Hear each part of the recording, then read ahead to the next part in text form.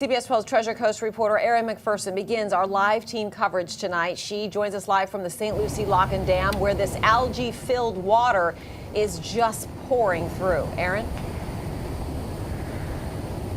Yeah, we're just before the St. Lucie Lock and Dam in this algae-filled water, and this was a completely different picture earlier today. It had a thick green covering on top of here, so much so you could actually smell it, and also burning Savannah's eyes, our photographer out here, and all that's left over is that residue. On these rocks, you can see the algae that was built up. It looks like a foot or two, and then even on this boat ramp, you can see that it's at least 2 feet or 4 feet on this area, and all of that water, that algae-filled water that I was talking about with that thick stench burning our eyes, was heading straight through that lock and dam. That's Friday the 13th. Bad luck. Here we go.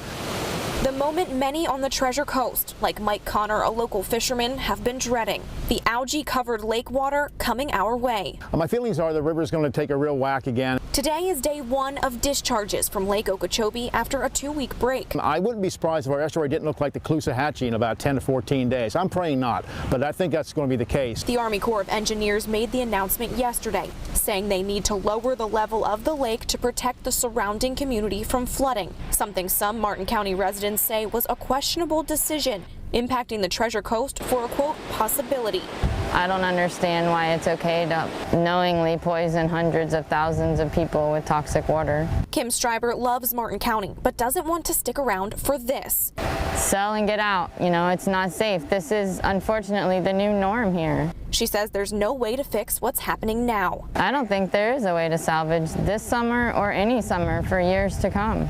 I really don't. For Connor, he's making his business work, just not how he wants to. This week I'm calling charter customers to let them know we're going to go beach fishing on foot, because I won't go in this river in the next 4 or 5 weeks. I just can't, and I can't take your money. Now, others were actually fishing on the other side of the lock and dam earlier today, something that Connor, our local fisherman that you just heard from, says he doesn't advise. He says it's much safer to fish offshore. Reporting live in Stewart, Erin McPherson, CBS 12 News. We begin with CBS 12's Treasure Coast reporter Erin McPherson, who is live at the St. Lucie Lock and Dam tonight with the campers who are now trying to get away from the algae's stinging toxins. Erin? John, Liz, the campground is just feet away from the St. Lucie Lock and Dam, and this is the boat ramp there. Now, this was a completely different scene earlier today.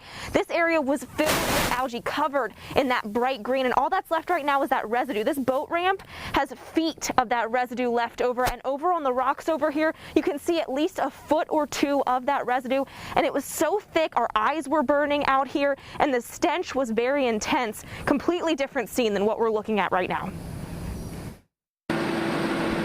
Campers staying inside on a beautiful summer day, trying to avoid the algae. We probably won't spend any time outside here, I don't think. I mean, we'll probably go somewhere else to be outside. Dara Simons and her husband Scott are visiting Martin County from Oklahoma. They got to the campground yesterday for a long weekend, not knowing the potential danger. This morning there was someone out with a respirator, and so we did a little bit more digging to find out what was going on. The campground is right next to the St. Lucie Lock and Dam and Phipps Park, where the Martin County Health Department issued an advisory just 2 days ago. It would have been nice to know at least. The Army Corps of Engineers owns the campground. The park ranger says they have signs posted throughout the property. Other campers have been here longer, noticed the algae, but didn't notice anything else until today.